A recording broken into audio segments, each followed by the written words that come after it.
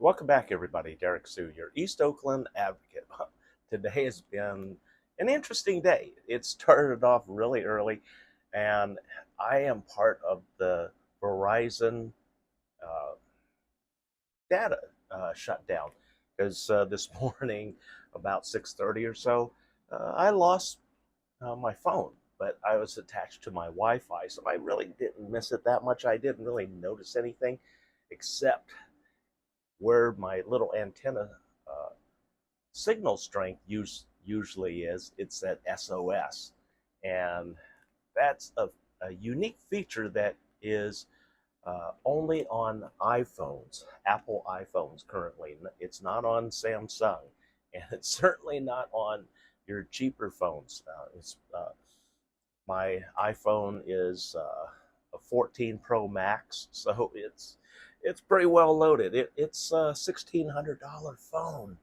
So the purpose of that SOS, because I've had some people ask me, what is the SOS mode? What does it do? Okay, this is what it does.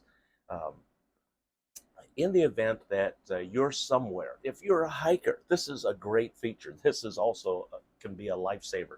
Uh, it is a feature that, in the event that it loses your cellular signals, because there are places on the earth where there is no signal, and also if you're in a valley hiking somewhere, and you have mountains and a lot of rock formations around you, uh, you're not going to get cellular service. But uh, you can get service, and it's existed for quite some time, and it's through NOAA.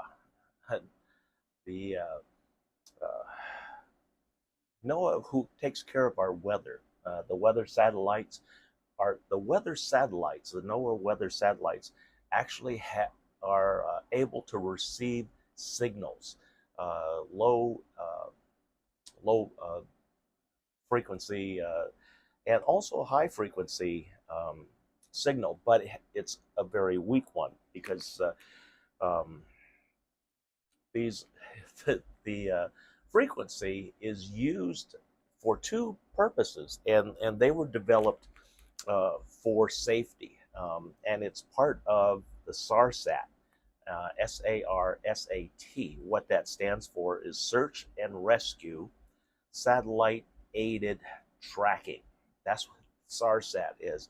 And what it was originally designed for was to assist airplanes and also maritime ships as they cross certain paths. The equator is a dividing line for satellite service. And so if you are going below the equator, like to Australia, Africa, or anywhere such as that, then you would be on a different satellite system. And so NOAA, which covers all of the Earth, was one of the original satellite systems that blanket the entire Earth so that we can see um, weather patterns. And that's what it was designed for. But the frequency that it operates on and can receive signals, there's two frequencies. The first one is 121.5 megahertz, and that was originally designed for airlines and for commercial airline traffic. Uh, and it's a position reader in the event that the plane went down or had issues.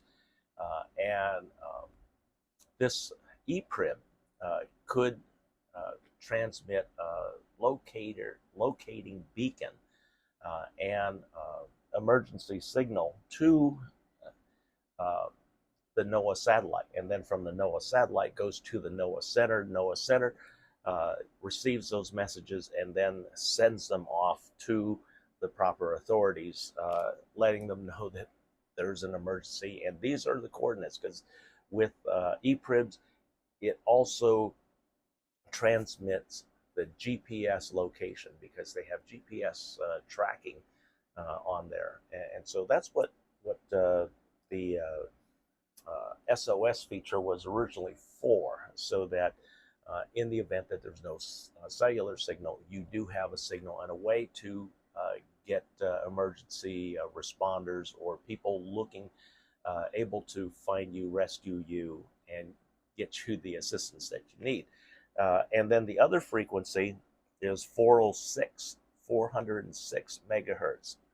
And that's a regular frequency on boating ePribs. So if you're like myself, a maritime person who went outside of the Golden Gate Bridge into deep water, and you ventured out, an ePrib is your safety because out in the ocean, you may not have cellular service.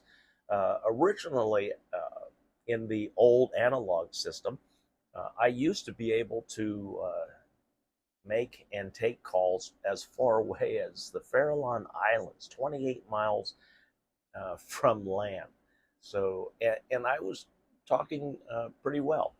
And then after digital came in, I lost that ability. But it could be better now. It's been a number of years since I've been out that far on a boat to check my signal. But anyway, the 406 megahertz is used by maritime ePrib units. These are transmit and a locating beacon. And so there's also the locator beacon, the ELT, Emergency Locating Transmitter. Like I said, it was for aircraft, and it transmits on 121.5 megahertz. And the iPhone actually operates on this particular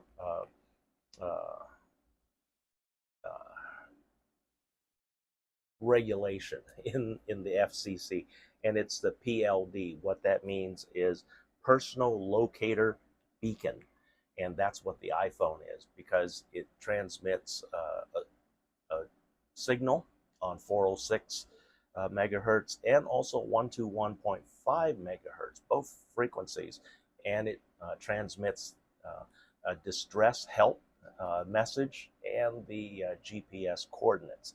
There's no contacting, there's no phone service with that. And so those of you that think, well, if you're on a satellite, you should be able to, well, no, these low orbit satellites are not for communications. That's a completely different setup. And that's not what these weather satellites do. But they do orbit the entire Earth. They have complete coverage of the Earth. So that's why NOAA satellites are important, and a feature that was an experiment. It really was an experiment on the iPhone 14 when it first came out, because that's the first time, and I had it. I have it on my phone right now. I'm sorry, it's really warm today.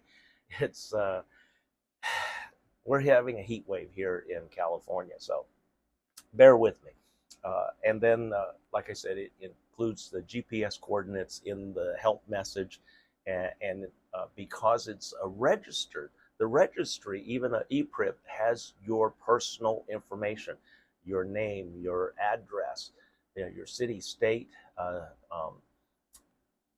your boat, or whatever vessel was tied to that information that's tied to the ePrib. But also, because it's an iPhone or a telephone, your carrier has that message or all of that information. So that's why it's right now in the iPhone, and it's a good feature. It also has an impact feature on there, so that if you're in a collision, a hard collision, or you fall, and you have the switch set to call in the event of a hard impact, it will call 911 and get help for you automatically, because you may not be able to communicate, but it transmits the information or a GPS location and a help message that is necessary. But this is just the first of many future satellite connections that are possible, because the one that is closest to being realized on the horizon is with Starlink, which is Elon Musk. But Starlink has thousands and thousands of satellites in orbit around the Earth right now.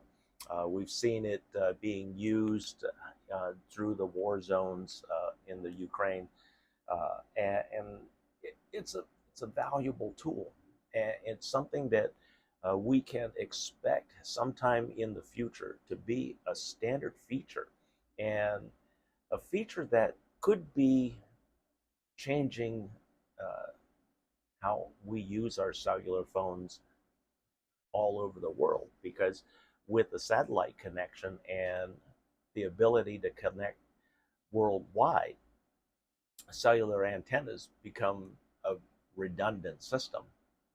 And so we could be seeing cellular antennas, the beginning of the end of cellular antennas.